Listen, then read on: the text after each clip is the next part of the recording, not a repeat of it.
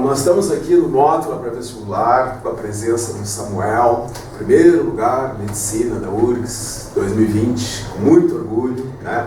E a gente queria mostrar, trazer as informações para vocês, que o que ele fez, né? Qual é o segredo, qual é o mistério, qual é o caminho, né? Para o cara conseguir tal façanha, tá? Aqui pra gente é o Samuca, né? É o Samuel é o Samuca, Samuca, né? Bom, então é assim, ó, a gente queria em primeiro lugar saber assim, ó, se ele estudou muito, estudou pouco, se foi inteligência, se foi esforço, se foi estudo. Dá umas dicas aí pro pessoal, vamos ver. Eu sempre tive assim na minha cabeça, porque tinha muita gente que escutava eu falar assim, porque eu tava muito sério, todo mundo conseguia ver isso. Eu tava muito sério no vestibular, mesmo estando no terceiro ano do ensino médio, né? Todo mundo falava assim, cara, terceiro ano logo pra faculdade, né? Porque tem muita gente que quer matar um leão de cada vez, né? Termina o ensino médio, depois pensa em alguma universidade, alguma faculdade. E eu sempre pensei assim, cara, não importa o ano que eu fizer isso, contanto que eu possa entrar na faculdade, né? E eu dei 100% de mim naquele ano. Porque eu não sou aquele cara assim que ele vai pela... Eu não vou pelo aquele meio termo. Sempre fui 8 ou 80. Então eu pensei assim, cara, eu tenho que dar tudo de mim. Eu tenho que estudar ao máximo, eu tenho que me esforçar ao máximo. Tem que ser foco total para eu conseguir entrar lá. E essa rotina depois, porque pela manhã estava no João Paulo, né? Pela tarde tu vinhas para o Mótula, né? Fazia as disciplinas aqui no Mótula. E aí como é que é essa rotina da noite? Porque tu já tinha 2 turnos de estudo, né? Na escola e no curso preparatório aqui no Mótula. Como é que era esse turno da noite para estudar? E até que horas tu ias estudando? Foi sempre muito complicado, assim, mas com o ano eu fui ganhando mais resiliência, assim, consegui ter mais resistência para estudar mais. Eu saía do colégio, eu geralmente comia com alguns amigos que também vinham aqui pro cursinho. Daí eu vinha pro cursinho, tinha uma ou 2 aulas, dependendo do dia, só terça que eu não tinha, eu ia direto para casa, eu passava o dia inteiro em casa. E sempre foi muito difícil, assim, questão de transporte, era algo que me preocupava muito, porque às vezes eu passava muito tempo no trânsito, estava cansado em casa, mas a minha meta era sempre, eu sempre tinha a minha meta em 11 horas e no final do ano acabou virando inevitavelmente meia-noite, porque eu ficava nervoso de estar gastando 1 hora do meu dia com nada. E valeu a pena essa coisa de 1 hora a mais? Tu achou que de repente poderia ter levado até as 11 horas mesmo? Sentiu que rendeu? Como é que foi isso? Eu sempre achei que tu tem que se conhecer muito para conseguir estudar de uma forma eficiente. Então é por isso que eu sempre coloquei isso na minha cabeça. Me perguntavam assim, qual que é o teu método? E eu disse assim, cara, o meu método é eu aprender como que eu funciono, cara.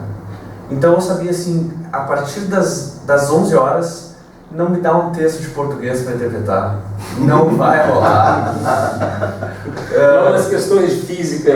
Não, juro, eu fazia... Samuca acertou 24 em português e 25 em física, para vocês terem uma ideia.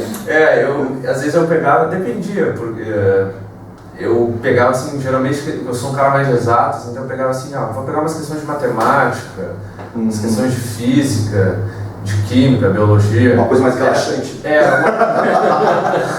E no final de semana, como é que era? No final de semana era pesado. Acho que o maior crime que eu cometi esse ano foi eu transformar meu sábado no inferno, assim.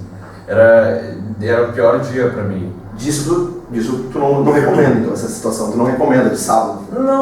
Não sei quanto foi, assim. Talvez, porque eu... Tu acha bom tirar um dia, de repente, da semana pra descansar ou não? Porque tu estava sábado e domingo, né? Não sei, porque eu ficava com muito peso na consciência.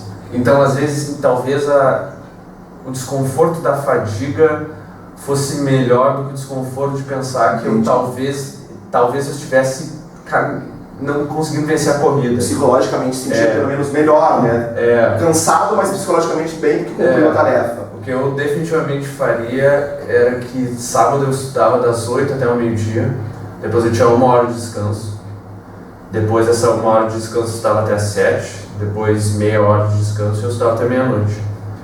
E domingo eu estudava das 8 até meio-dia, aquela 1 hora de descanso, depois eu estudava até 7. Talvez eu tentasse fazer um pouco mais igual, assim, eu não estudar até meia-noite sábado, estudar um pouquinho mais domingo, mas eu sempre tive convicção aqui, porque no Módulo sempre foi muito frisado para mim, até o Módulo falou para mim, ele sempre fala, eu sei que ele sempre fala para todos os alunos, tu precisa descansar, porque se tu não tá descansado, tu vai estar lendo as coisas, mas tu não vai estar entendendo, tu vai estar vendo os números, mas tu não vai estar vendo a matemática.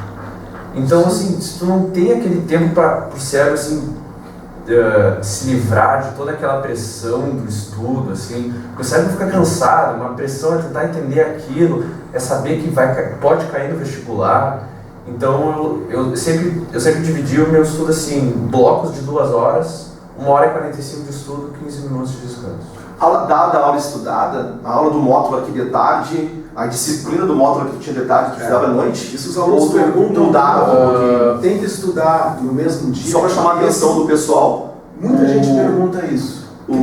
O Samuca, acho que esteve em todas as aulas, né? Como? Já chegaste a faltar alguma vez aqui na tarde? Não, se eu faltasse... Eu lembro dele presente em todas as aulas da Locante também. Até nos feriados. Não, as únicas aulas que eu eventualmente, eu acho que eu repus, tipo, 2, não digo, eu falto o período que eu deveria ir e vou em outro, né? Foram 2 da IEDA, porque às vezes eu tinha que fazer teste de educação física no colégio. No colégio. Qual que era a mesma pergunta? A pergunta é assim, ó, tu estudava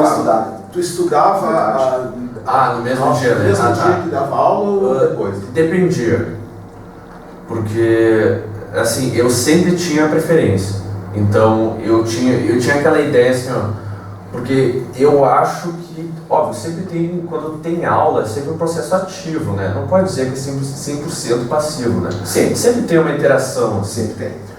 Então, só que eu sempre achei que a aula não dava mais, era mais confortável, assim, eu ficava menos cansado tendo aula. Poxa. E depois de ter aula, eu sempre pensava, eu tenho que dar aquela revisadinha, eu sei que é importante. Porque talvez aqui, pra mim, óbvio que porque eu acho que isso é uma armadilha que todo mundo cai, né? Sai da aula pensando assim, mas eu me lembro de tudo aqui, nossa, já pode ver o vestibular, né? Não é fácil estudar, né?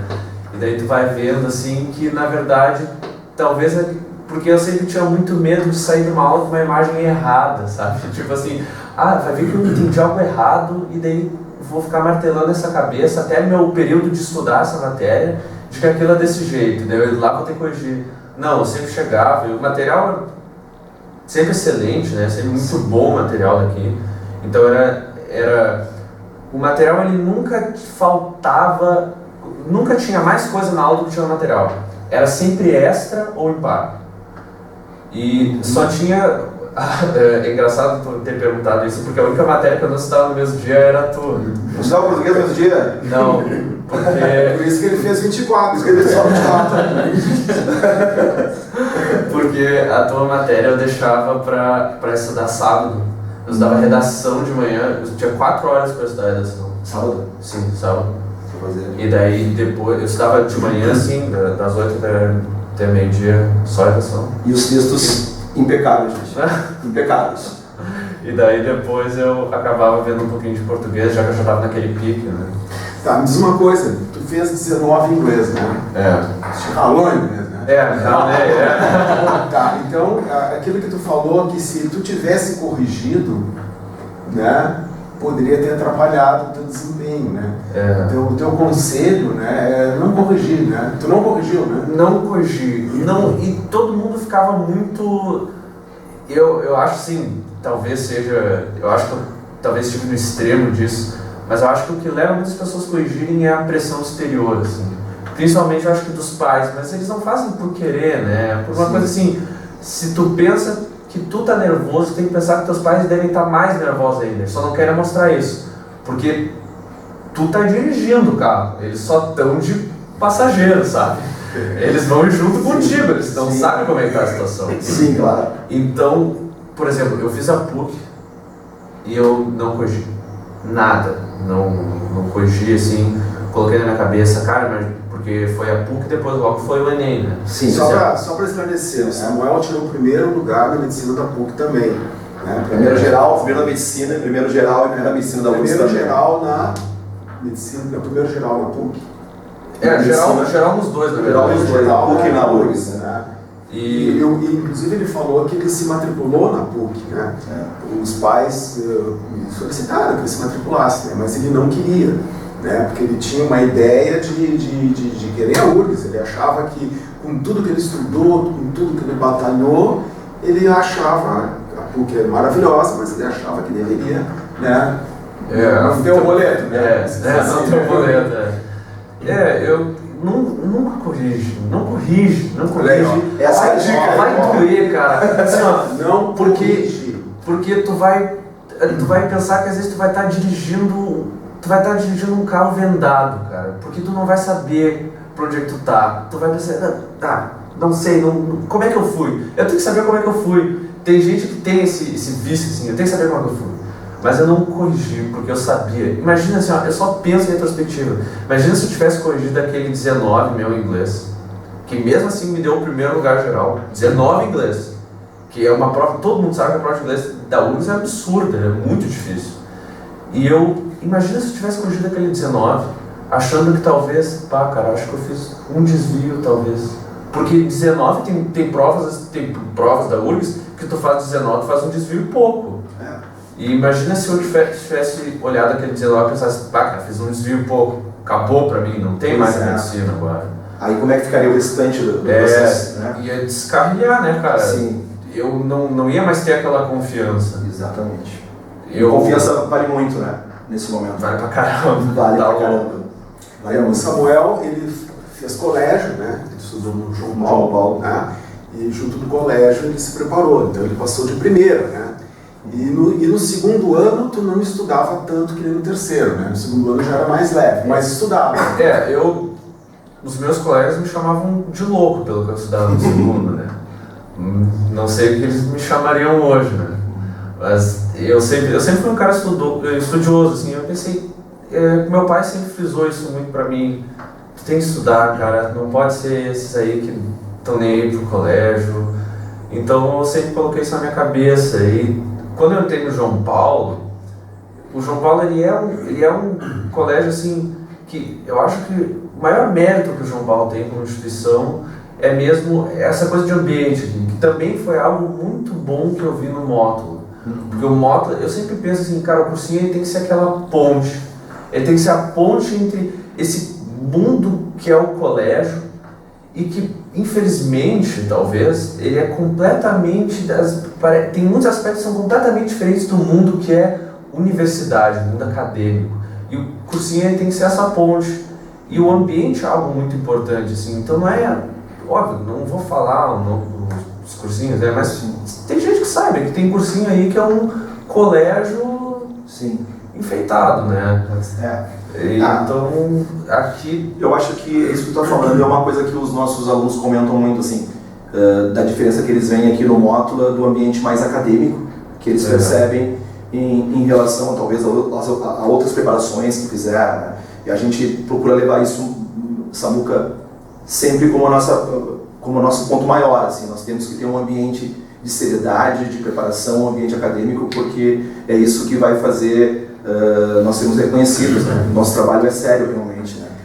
Como em todo lugar, tem bons, tem médios, tem muitos cursinhos, tá? Muito bons.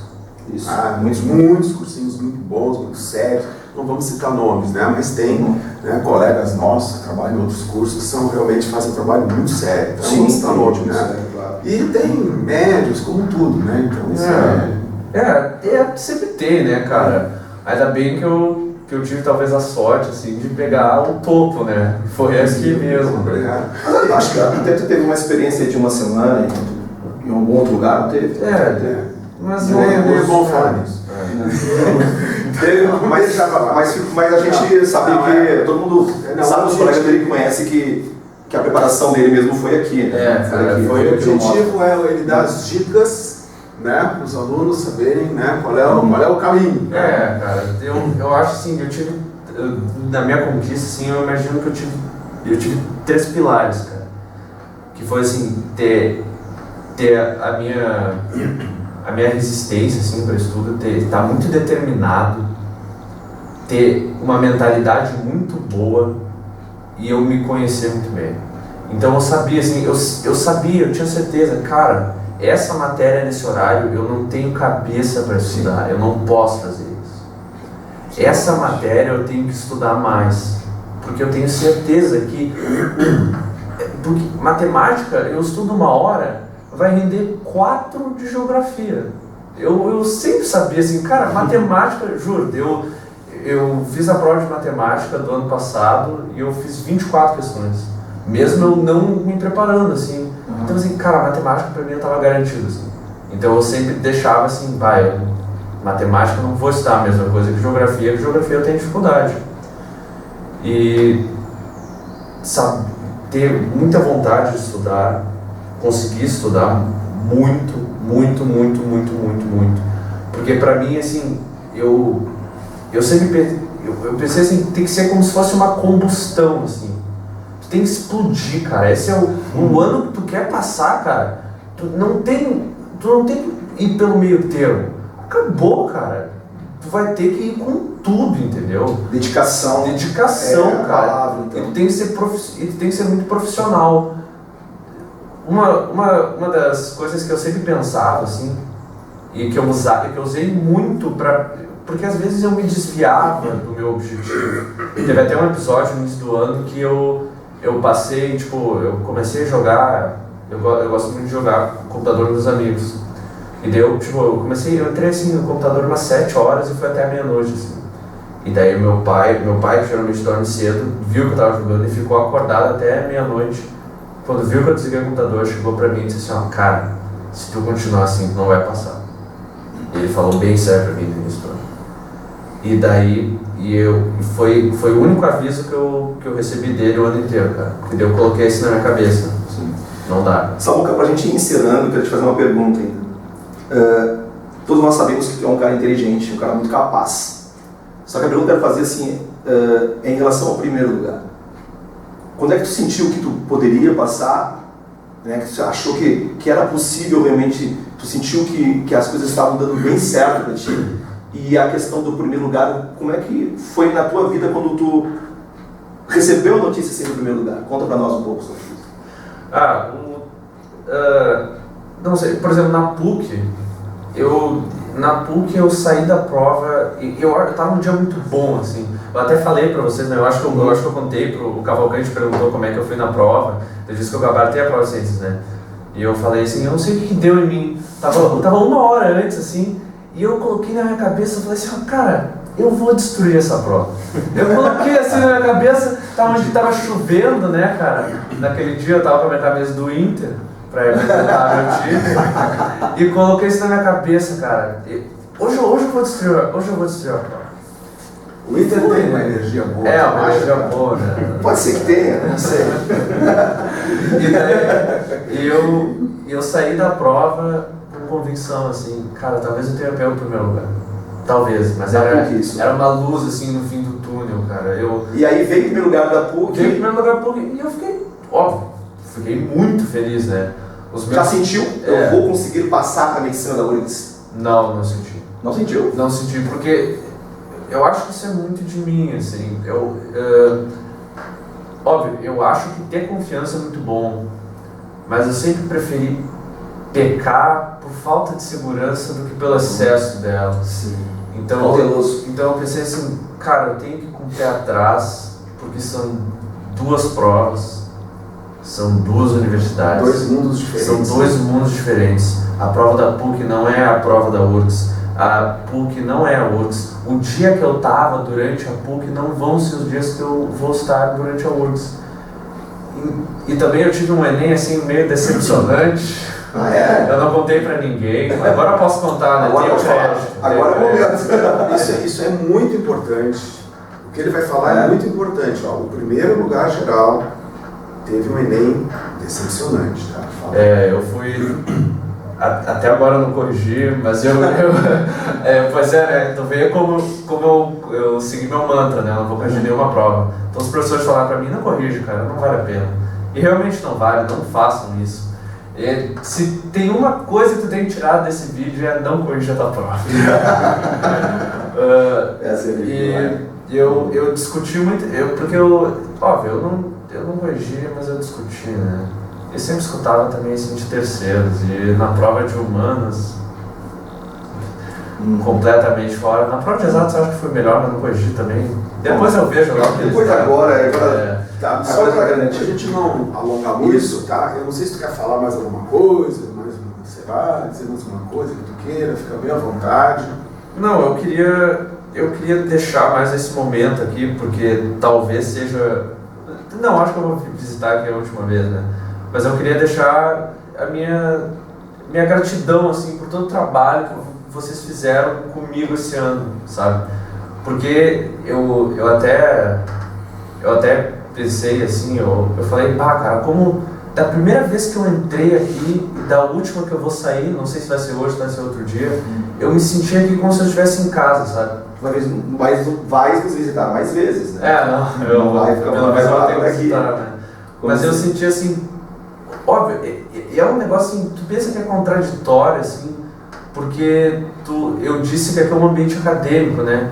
E eu consigo tratar um ambiente que eu chamo de acadêmico com tanto carinho e com tanta familiaridade, porque os professores, eles são realmente assim, eles são profissionais, mas eles também foram meus pais, sabe? E todos os meus colegas foram meus irmãos de batalha. A gente, eu vi assim o pessoal, e eu sentia assim, quando eu via que alguém ia bem numa prova, eu ficava feliz, eu comemorava junto. Quando eu via que algum professor tinha tido um aluno que foi muito bem, eu parabenizava também, eu ficava muito feliz. E foi esse ambiente, foi um ano, né? Um ano fantástico, assim, foi um ano de muita batalha e, cara, não importa, cara, se eu pudesse voltar, eu ia escolher 1000 vezes de 1000 oportunidades que me desse para voltar no tempo, eu ia escolher sempre moto. Pô, que legal, sempre moto. Isso, cara, a gente se dedica para que vocês tenham esse sucesso, é muito legal ouvir isso de ti. Já ouvi algumas vezes tu falar que aqui é a tua casa, né, e a gente fica bem feliz e aqui é a tua casa mesmo, eu posso sentir sempre, e ela tá sempre, né, o Paulo vai falar, tá aí, sempre de portas abertas, né. Pois é, então o objetivo era ele dar as dicas, né, para os futuros, né, vestibulandos aí, né, os atuais vestibulandos, né, e mostrar um pouco, né, quem é o Samuel, para as pessoas conhecerem o Samuel, ver essa pessoa simples, né, uma pessoa aberta, honesta, né, uma pessoa clara, né, e começar a admirar ele como a gente admira. Samuel, obrigado, cara. Obrigado por ter vindo aí, a gente queria te dar um abraço pessoalmente. Prazer. Uma última coisa, se alguém quiser falar comigo, é só me adicionar no Facebook. Eu não uso muito Facebook, mas eu prometo que eu tento. Eu adiciono o pessoal, a gente troca alguma coisa no Messenger, eu posso dar umas dicas, alguma coisa assim, qualquer coisa.